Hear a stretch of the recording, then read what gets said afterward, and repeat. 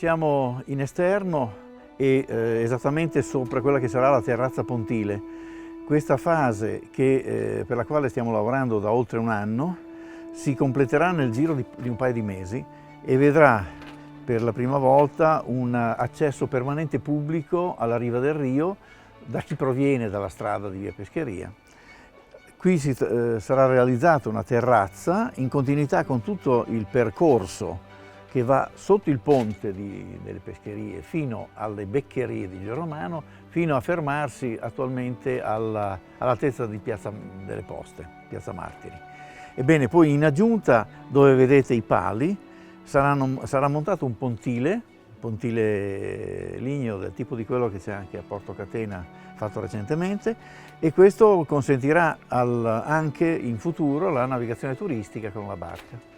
Ebbene, questa è la fase per noi importantissima che realizza uno dei due grandi obiettivi del progetto, che sono da un lato il restauro del monumento giuliesco e dall'altro l'accesso permanente al Rio, che è inibito da tempi immemorabili, come tutti sanno.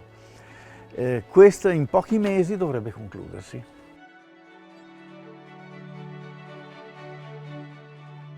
Sono l'architetto che segue i lavori fin dall'inizio di questa operazione, che ci sta portando a meravigliose scoperte.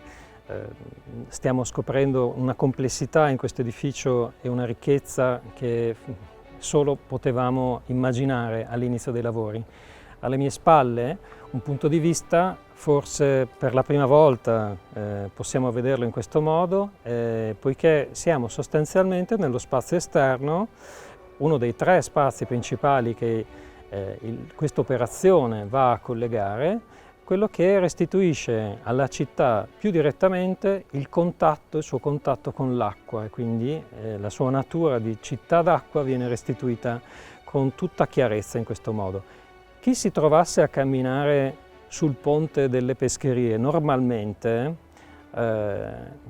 coglie fino ad un certo punto il legame con l'acqua di tutto questo sistema architettonico.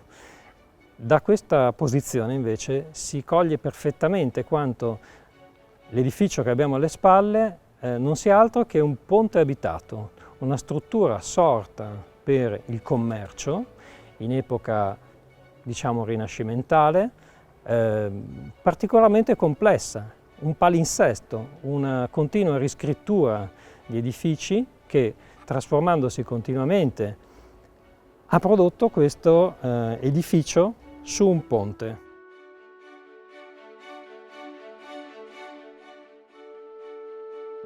Questo spazio noi lo chiamiamo stanza ogivale per la natura particolare della struttura, una struttura voltata molto ricca e interessante. In questo spazio, ad esempio, ai piedi delle pescherie sono state ritrovate moltissime conchiglie e residui di scarti di lavorazione del pesce. Dall'analisi delle strutture abbiamo anche compreso che questa struttura un tempo era aperta, cioè era una sorta di portico d'acqua, quindi con tutta probabilità i pescatori portavano il pesce, recapitavano il pesce in questi spazi, da cui poi veniva portato al mercato superiore.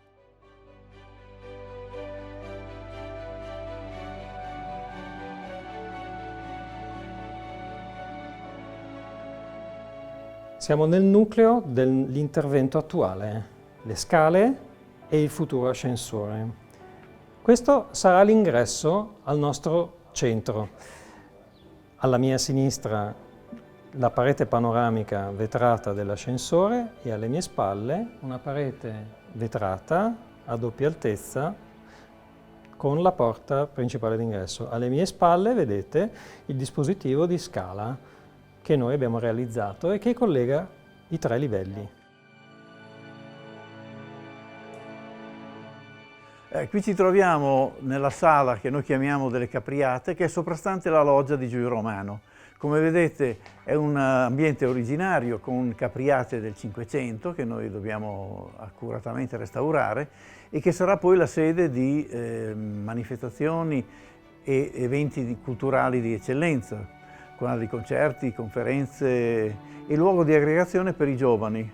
Questo ci terremo moltissimo a ridare una funzione di questo tipo per fare di questo luogo un luogo molto vivace di aggregazione. Tra le molte sorprese che questo cantiere ci ha riservato, con grande stupore e meraviglia noi abbiamo ritrovato una parte di intonaco cinquecentesco, pertanto assolutamente dell'epoca di Giulio Romano. La nostra fortuna, paradossalmente, è che sia venuta meno questa superficie esterna dell'Ottocento che, cadendo, lascia intravedere questo intonaco sottilissimo color ocra. Sono intonaci molto antichi, c'è una similitudine con lavori che in questo momento dovrebbero partire nel cortile della Cavallerizza a Palazzo Ducale, dove si sono trovati, durante i saggi, alcune materie molto simili, come cromia e consistenza. L'Associazione Amici di Palazzo Te e dei Musei Mantovani e la Fondazione delle Pescherie di Levante di Giulio Romano hanno lavorato alacremente in questi 2 mesi, nonostante la pandemia abbia bloccato tutta l'attività legata ai beni culturali e ci sia stata un trasferimento, una trasposizione dal reale al digitale. Ecco, i 2 nostri consigli che hanno lavorato congiuntamente hanno potuto progredire enormemente. Mancano soldi, tanti, è vero, e noi dovremo ancor più ripensare, coinvolgendo tutti coloro i quali hanno un minimo di sensibilità e un'attenzione verso un progetto che ridarà alla città una testimonianza straordinariamente unica ed eccezionale. La cultura, non possiamo dimenticarla, ha così riempito le nostre case in queste settimane, in questi mesi, e quindi dobbiamo cercare naturalmente anche per il futuro, per guardare